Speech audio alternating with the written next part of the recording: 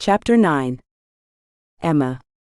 I put my plate away as the door to the master bedroom opens. Knightley came home after I went to bed last night. "Good morning," he says and runs a hand through his hair.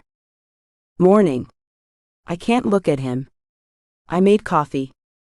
He steps into the kitchen, and immediately I'm hyper-aware of his presence. "You're up early for a Saturday. Busy day today?" "I have to get to a meeting about the talent show." I slide past him around the counter. "Right."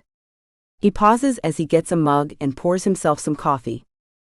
I grab my bag and am just about to leave when he speaks. "So, about yesterday. I shouldn't have gone through your things." I glance in his direction, but he's not looking at me. "It's fine," I say, and almost mean it. "I'm really sorry about seeing my vibrator?" I ask, in a fit of wanting it all out there so we can move on. His cheeks flush and the knuckles holding the mug whiten. "Yeah, sorry about that. It's really no big deal." I look straight at him and smile. He hesitates, then he nods. "It really wasn't." He grins. "It was a very small deal." I exaggerate a roll of my eyes. The comment leaves my lips before I can stop it. "It gets the job done." His smile widens. "Have fun at the meeting." I nod, relieved that we managed to joke this whole thing away. But as I drive to the library where we're meeting, I yawn. It took me way too long to fall asleep last night. My mind kept replaying the way his muscles tensed as he lifted something heavy, how gentle his fingers were when they held my purple vibrator, the spark I felt as I took the vibrator from him and our fingers touched. After he came back and closed his bedroom door, I was on fire. I had to remind myself that he's my brother's best friend and my roommate before I could fall asleep. I find the small meeting room at the library. Hannah and Edwin are already there, along with the rest of the committee members. Teresa is in my class, but we hardly ever speak. She dragged her boyfriend along, but he has very few opinions about anything.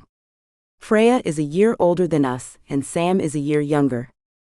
"We need to discuss the marketing material," Freya says as soon as she sees me. The rest of the room settles down and waits for me to sit. "I have some ideas," I say. "But I think we need to get the word out there as soon as possible.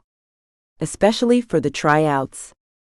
The meeting proceeds quickly enough thanks to Freya's no-nonsense attitude. She's not here to make friends. She's here to raise money for a charity she cares about, and get something impressive to put on her resume. Teresa presents a few ideas she says she and her boyfriend have come up with, but I doubt anyone believes him to have participated. We settle on a marketing strategy that mostly consists of social media and flyers. Sam wants to run some ads as well, which leads us into our next topic: budget. Somehow, we spend 2 hours arguing about how to spend the very meager budget we have. Arguments are presented in favor of a larger venue, a better set, hiring someone famous to host the show, some form of catering, the sound system, and so on. At the end of the day, we can't do much until we have a venue, and since the show is only a few months away, we decide that has to be the next step. "We should try to actually get something done today as well," Freya says when we've tabled all discussions. "We could compile a list of possible venues," I say. My eyes land on Hannah and Edwin. "What if you guys do that? I could work with Sam on some marketing material for the sponsors, and you guys could make a mock-up for a poster about the tryouts." Teresa lights up, and for the first time her boyfriend makes a move. He pulls out a hardcore-looking laptop. "Perfect," she says. "Did I tell you Ben is studying graphic design?" She had not. She hadn't even mentioned his name before now. He just seemed to shadow her during the meetings. "Let's take an hour," Freya says. "I have somewhere to be after this." I nod. "Sounds good." "Should we go sit in the little area over there?" Hannah asks Edwin and points to a few chairs by a window. I give her an encouraging smile as Edwin trails her over there. "We should emphasize the difference adequate care and support make," Sam says, and I bring my attention to the task at hand. An hour later, we all meet up again. Ben has created an incredible-looking poster, and we decide to send it to the printers on Monday. Hannah and Edwin return with a list of venues at different prices, and Sam and I have a few drafts of emails we can send to ask for more contributions. We agree on the next meeting, and everyone disperses. So, I ask Hannah when we're walking out to my car. So what? She looks confused. How did it go working with Edwin? Fine. I sigh. I mean, did he say anything? Did he do anything? She shakes her head. Was he supposed to? Maybe it takes a bit more time for him to open up. She wrinkles her brow. Wait, I say and put a hand on her arm. You like him, right? I guess. I mean, he's very smart. But he doesn't really say much to me. Maybe he's shy. Maybe. I drive Hannah home and head back to an empty apartment where I contemplate how to move things along between the two of them. Edwin has mentioned a couple of times that he's looking for a serious relationship. And I'm fairly certain Hannah is too. So it should be perfect. They're both intelligent and have the same calmness about them. It has to work. If they could just open their eyes and see how well they fit together. I sigh and bring my coursework with me to the living room. It shouldn't be this hard to bring two people together. Not when they're both looking for love. It's not like they're averse to it, like me. They're allowed to fall in love, to make fools of themselves. I pick up the remote for the TV and turn it on. Just for background noise. I really have to study for my finals. I flick through the channels, but all I can see is Knightley's hands. The long fingers holding something purple. I shake my head and leave the TV on a hockey match. The finals. I should really focus on them. Christmas break is almost here. Unless I go for a run first. Just to activate my brain. I turn off the TV. Yeah, I need to move. To get rid of some of the images that keep popping up in my mind. Chapter 10. Emma. Somehow, I survived the most hectic week at uni so far. And come Friday, I almost dance as I pack the last of my things and bring my bag to the living room. You seem happy, Knightley says as I drop my bag. I spin around and place a hand on my heart. Knightley, I didn't know you were here. He's sitting by the counter, calmly eating a bowl of cereal. I live here. Do you? I sit on the opposite side of the counter. Because I've barely seen you all week. Have you been avoiding me? He shrugs. I figured I would just let you get settled. Right. For a moment, I think we're both thinking about the incident with the vibrator, and neither of us speaks. Then he clears his throat. So, are you headed to your dad's Christmas party? I nod. Yeah, Noah already left. Are you coming? I always do. I have to hand in one more paper though. If you want, I can give you a ride.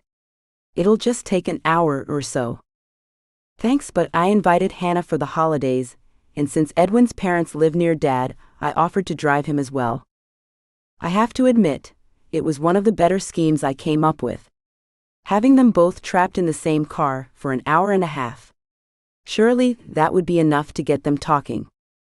Oh, could you do me a favor? I bite my lip. He shuffles more cereal into his mouth. What? Could you not mention this living arrangement to Dad? I haven't told him yet. He furrows his brow. You don't think he'd approve? I just didn't want to worry him about getting kicked out of the other apartment. I'll tell him sometime this weekend. I won't bring it up. But I'm not going to lie if he asks. Fair enough. The doorbell rings and I jump down from the stool to answer.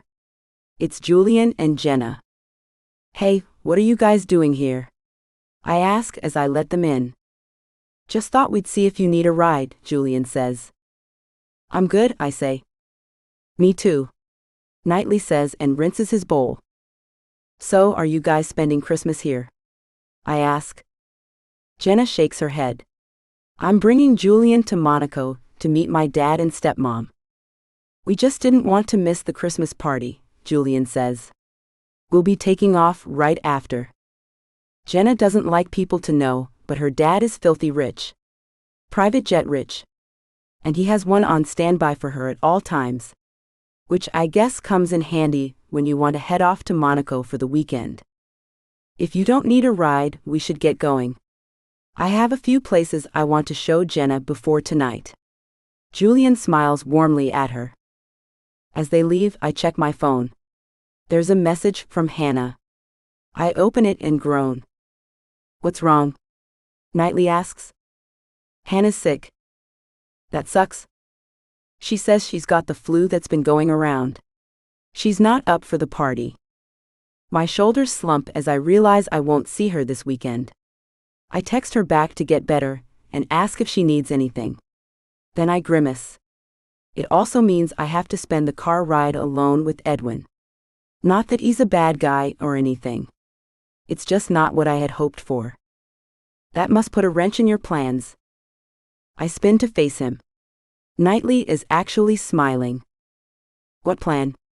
I ask innocently. Don't give me that.